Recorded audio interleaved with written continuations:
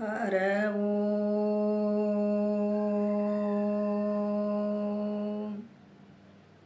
ಚಿದಂಬರಮಠಾಧೀಶಂ ಸಿದ್ಧಾರೂಢಯತೀಶ್ವರಂ ಶಿಷ್ಯರೂಪೇಣ ಬೋಧಕಂ ಗುರುಮಾಶ್ರಯೇ ಯದಂಗ್ರಿಕಮಲದ್ವಂದ್ವಂ ತಾಪತ್ರಯ ನಿವಾರಣಂ ಶಾಂತೇಕಪದದಂ ದೇವಂ ಸಿದ್ಧಾರೂಢಮಹಾಂ ಭಜೆ ಸಿದ್ಧಾರೂಢಮಹಾಂ ಭಜೆ.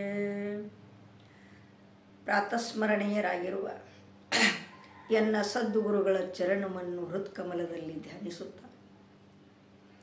ಅದ್ವೈತ ಸಾರ್ವಭೌಮ ಚಕ್ರವರ್ತಿ ಸಿದ್ಧಾರೂಢಪ್ಪನವರಿಗುವರ ಕರಕಮಲ ಸಂಜಾತರಾದ ಮೌನಯೋಗಿ ಗುರುನಾಥಾರೂಢರಿಗೆ ಅನಂತ ನನ್ನ ದೀರ್ಘದಂಡ ನಮಸ್ಕಾರಗಳನ್ನು ಸಮರ್ಪಿಸುತ್ತಾ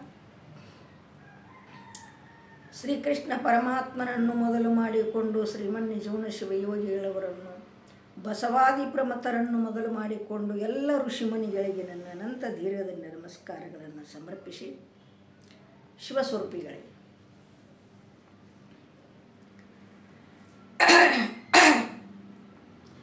ಇಲ್ಲಿ ಮಹಾತ್ಮರು ಏನು ಹೇಳ್ತಾರೋ ಅಂತ ಕೇಳಿದ್ರೆ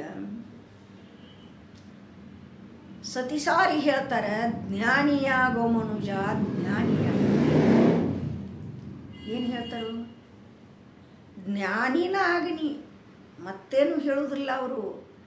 ಜ್ಞಾನಿಯಾಗೋ ಮನುಜ ಮನುಜ ಜ್ಞಾನಿಯಾಗೋ ಮನುಜ, ಗುರುವ ಧ್ಯಾನಿಸಿ ಮನದುಳು ಪೂಜಿಸಿ ಸೇವಿಸಿ, ಜ್ಞಾನಿಯಾಗೋ ಮನುಜ ಮನುಜ ಜ್ಞಾನಿಯಾಗೋ ಮನುಜ. ಸತಿಸಾರಿ ಹೇಳ್ತಾರೆ ಪುಣ್ಯಾತ್ಮರೇ, ಜ್ಞಾನಿನ ಆಗಂತ ಹೇಳ್ತಾರೆ. ಆ ಜ್ಞಾನದಿಂದ ಎಲ್ಲವೂ ನಿಮಗೆ ಪ್ರಾಪ್ತಿಯಾಕ್ಕತಿ, ಜ್ಞಾನ ಮಾಡಿಕೋರಿ ಅಂತ ಹೇಳ್ತಾರೆ. ಅವರೆಲ್ಲ ಜ್ಞಾನ ಮಾಡಿಕೋರತ್ತ ಹೇಳ್ತಾರೆ. ನಾವೇನು ಮಾಡ್ತೀವಿ? ಕರ್ಮಕ್ಕನ ಗಂಟು ಬಿದ್ದದು. ಕರ್ಮನ ಮಾಡೋದು, ಒಂದು ದೇವರಿಗೆ ಬೇಡಿಕೊಳ್ಳೋದು, ಆ ಫಲ ಕೊಡುತ್ತಾನ ಸ್ಮರಣೆ ಮಾಡೋದು, ಪೂಜೆ ಮಾಡೋದು, ಬೇಡ್ಕೊಳ್ಳೋದು, ಇದೇ ನಡೆದೈತಿ ನಂಬದ. ಆದರೆ ಜ್ಞಾನ ಮಾಡಿಕೊಳ್ಳೋದು ಭಾಳ ಕಡಿಮೆ ಜನ ಇದ್ದಾರೆ ಜಗತ್ತಿನಲ್ಲಿ. ಅದಕ್ಕೆ ಮಹಾತ್ಮರು ಜ್ಞಾನಿಯಾಗೋ ಮನುಜ ಅಂತ ಹೇಳ್ಯಾರ. ಜ್ಞಾನಿಯಾದರೆ ಹಣಿಭಾರವನ್ನು ಬದಲಿಸಲಿಕ್ಕೆ ಬರ್ತದ ಪುಣ್ಯಾತ್ಮರೇ. ಜರಕರತ ಜ್ಞಾನ ಮಾಡಿಕೊಂಡದ್ದಾದ್ರೆ ಹಣಿಭಾರ ಬದಲಾಗತ್ತದ. ಅದಕ್ಕೆ ಜ್ಞಾನಿಯಾಗ್ರಿ, ಅಜ್ಞಾನಿ ಆಗಲಿಕ್ಕೆ ಹೋಗಬೇಡ್ರಿ. ಸತಿಸಾರಿ ಹೇಳುತ್ತಿದ್ದಾರೆ, ಜ್ಞಾನದಲ್ಲಿ ಎಷ್ಟು ಸಾಮರ್ಥ್ಯದ ಹೇಳಲಿಕ್ಕೆ ಅಸಾಧ್ಯವಾದದ್ದು. ಜ್ಞಾನವನ್ನು ಮಾಡಿಕೊಂಡ್ರೆ ದೇವಾನುದೇವತೆಗಳು ಆ ಜ್ಞಾನಿ ಕಾಲಾಗ ಶ್ರೋತ್ರಿ ಬ್ರಹ್ಮನಿಷ್ಠ ಸದ್ಗುರಿನ ಕಾಲಾಗ ಉಳ್ಳಾಡ್ತಾರೆ ಪುಣ್ಯಾತ್ಮರೇ. ಅದಕ್ಕೆ ಜ್ಞಾನ ಮಾಡಿಕೋರಿ, ಜ್ಞಾನ ಮಾಡಿಕೋರಿ ಹೇಳೇ ಹೇಳ್ತಾರೆ. ಆದರೆ ಜ್ಞಾನ ಇರ್ಲಿಕ್ಕೆ ಒಂದು ದೇವರಿಗೆ ಬೇಡಿಕೊಂಡು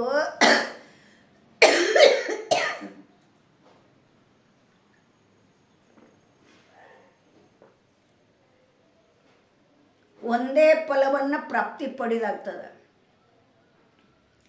ಜ್ಞಾನ ಆಯ್ತಪ್ಪ ಅಂತಂದ್ರೆ ಎಲ್ಲವೂ ಸಮೃದ್ಧಿ ಬರ್ತದ ತಾನಾಗೆ. ನೋಡ್ರಿ, ಜ್ಞಾನ ಮಾಡಿಕೊಂಡು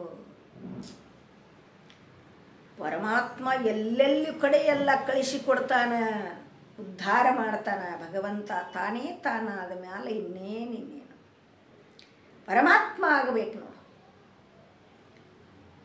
ದೇವರಾಗಬೇಕು. ಮೆಟ್ಗಾಟಿ ಕಲ್ಲು ಆಗಬಾರ್ದು.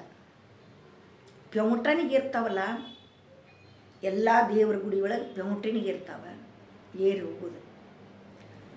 ಅದ ಕಲ್ಲಾಗನ ಪೆಂಟಿಂಗ್ ಆಗ್ಯಾವ. ಅದ ಕಲ್ಲಾಗನ ದೇವರ ಮೂರ್ತಿ ಕಟ್ಟದಾರ.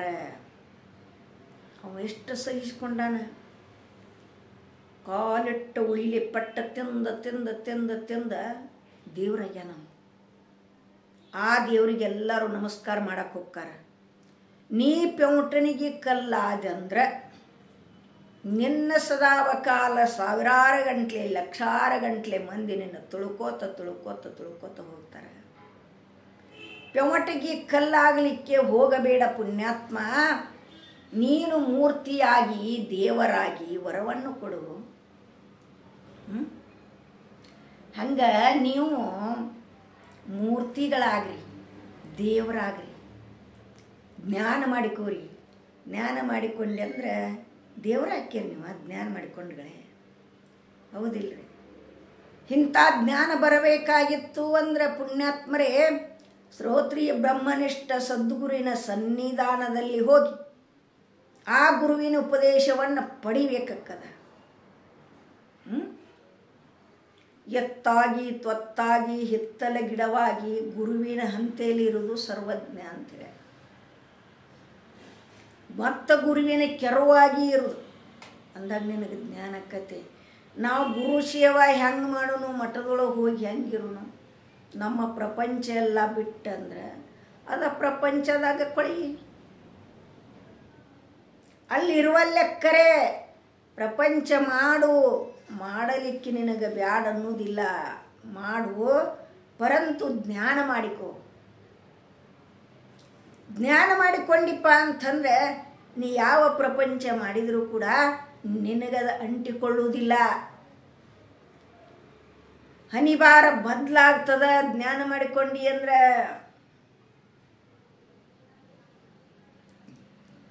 ನೋಡ್ರಿ, ವಿದ್ಯಾರಣ್ಯರು ಅವರಿಗೆ ಭಾಳ ಮಕ್ಕಳಿದ್ದು ಅಂತ. ಹೀಗಿರುವಾಗ ಬಡತನ ಭಾಳ ಇತ್ತು. ಬಡತನ ಭಾಳ ಕೆಟ್ಟ್ರಿ. ಬಡತನ ಭಾಳ ಕೆಟ್ಟ, ರೋಗ ಕೆಟ್ಟ. ರೋಗದಿಂದ ಬಳಲವ್ರನ್ನ, ಬಡತನದಲ್ಲಿ ಇದ್ದವ್ರನ್ನ ರಕ್ಷಣೆ ಮಾಡಪ್ಪ ಪರಮಾತ್ಮ ಅಂತ ಬೇಡ್ತಾನ. ಯಾಕೆ ನೋಡೋಣಾಗೋದಿಲ್ಲ, ಭಾಳ ಕೆಟ್ಟ. ಬಡತನ ಭಾಳ ಇತ್ರಿ ವಿದ್ಯಾರಣ್ಯರಿಗೆ. ಆವಾಗ ಲಕ್ಷ್ಮೀದೇವಿಯನ್ನು ಕೇಳಿದ್ರು ಅವರು, ಅಮ್ಮ ಏನಾರ ಒಂದಿಷ್ಟು ಸಹಾಯ ಮಾಡು, ಬಡತನ ಭಾಳ ಐತಿ, ಮಕ್ಕಳು ಭಾಳ ಅದಾವ. ಹೇಳಿದಾಗ ಏನಂದ್ಲಕ್ಕಿ ದೇವಿ ಅಂತ ಕೇಳಿದ್ರೆ, ನಿನ್ನ ಹಣಿ ಬಾರದಾಗ ಇಲ್ಲ, ಹಣಿ ಬಾರದಾಗ ಇಲ್ಲದನ್ನು ಎಲ್ಲಿದು ಕೊಡಲಿ ಅಂದ್ಲಕ್ಕಿ.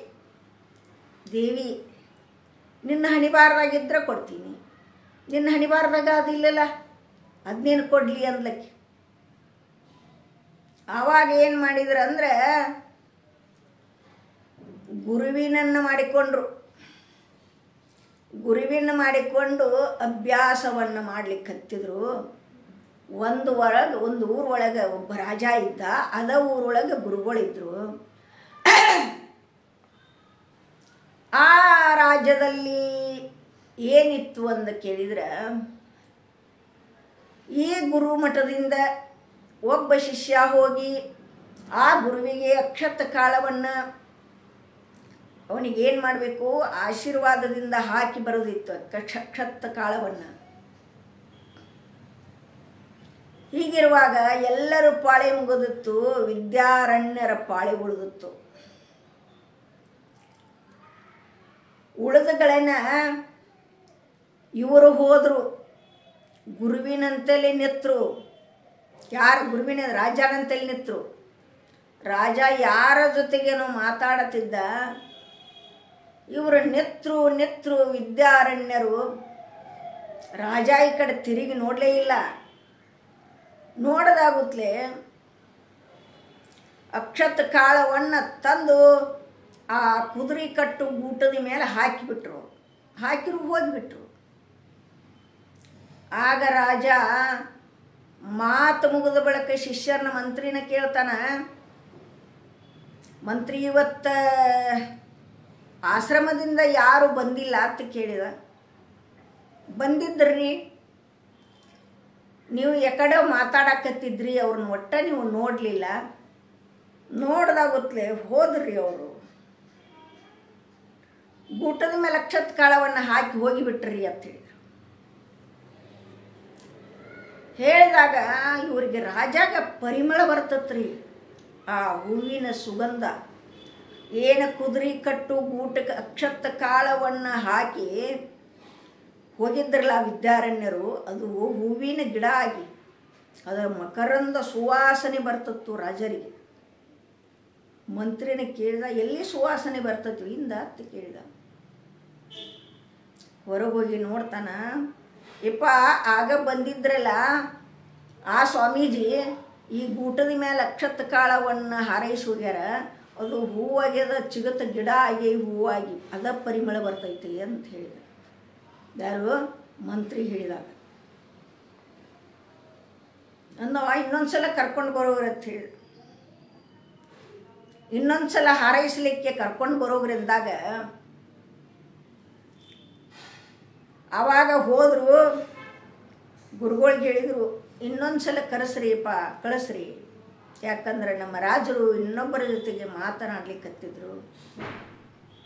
ಆವಾಗ ಈ ಕಡೆ ಪ್ರಜ್ಞೆ ಅವರು ಮಾಡಲಿಲ್ಲ, ಇನ್ನೊಂದು ಸಲ ಕಳಿಸ್ಕೊಡ್ರಿ. ಗುರುಗಳು ಹೇಳ್ತಾರ ವಿದ್ಯಾರಣ್ಯರಿಗೆ, ಇನ್ನೊಂದು ಸಲ ಹೋಗು ಅಂದ್ರೆ ನಾ ಹೋಗಂಗಿಲ್ಲ ಅಂದ್ರೆ ಅವರು ಹೋಗಂಗಿಲ್ಲತ್ತ ಹಠ ತೊಟ್ಟರು. ಹಠ ತೊಟ್ಟಾಗ ಆಗ ಗುರುಗಳಂದ್ರು, ನಾ ಕಲಿಸಿದ ವಿದ್ಯೆ ಕೊಟ್ಟು ಬಿಡಿನಿ ಅಂತ ಹೇಳಿದರು. ಗುರುಗಳಿಗೆ ವಿರುದ್ಧ ಆದ್ರೆ ಇವರು, ನಾ ಹೋಗೋದಿಲ್ಲ ಅಂಥೇಳಿ, ನಾ ಕಲಿಸಿದ ವಿದ್ಯೆಯನ್ನು ಕೊಟ್ಟು ಬಿಡು ಅಂದಾಗ ನೀರು ಕುಡಿದ್ರು ವಿದ್ಯಾರಣ್ಯರು. ನೀರು ಕುಡಿದು ಉಪ್ಪತ್ತು ಉಗುಳಿದಾಗ ಅವ ಏನಾದವು ಅಂದ್ರೆ ಎಲ್ಲ ಪಾರಿವಾಳದು ಅತ್ರಿ. ಆ ವಿದ್ಯಾರಣ್ಯರು ವಿದ್ಯೆಯನ್ನು ಕಲಿತದ್ದು ನೀರು ಕುಡಿದು ಉಗುಳಿದ್ರಿಂದ ಪಾರಿವಾಳ ಅದು ಅತ್ರಿ. ಹೋಗಂದ್ರು. ವಿದ್ಯಾ ತಗೋರತ್ತೆ. ಅವಾಗ ಹೇಳಿದ, ಇನ್ನು ಹೋಗಿ ಬಿಡಂದ್ರು. ಹೋದರು. ಜ್ಞಾನಿ ಗುರುಗಳನ್ನು ಮಾಡಿಕೊಂಡ್ರು. ಇವರ ಜ್ಞಾನ ಇದ್ರಿಕ್ಕಿಲ್ಲ ಇವರ ತಲೆ.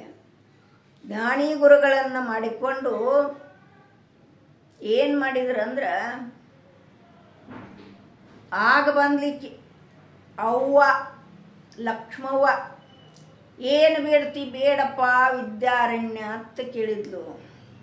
ಆಗ ಬೇಡ್ತಿದ್ದಿ, ಈಗ ನಿನ್ನ ಹಣಿಬಾರ್ ಬದಲಾಗೈತಿ.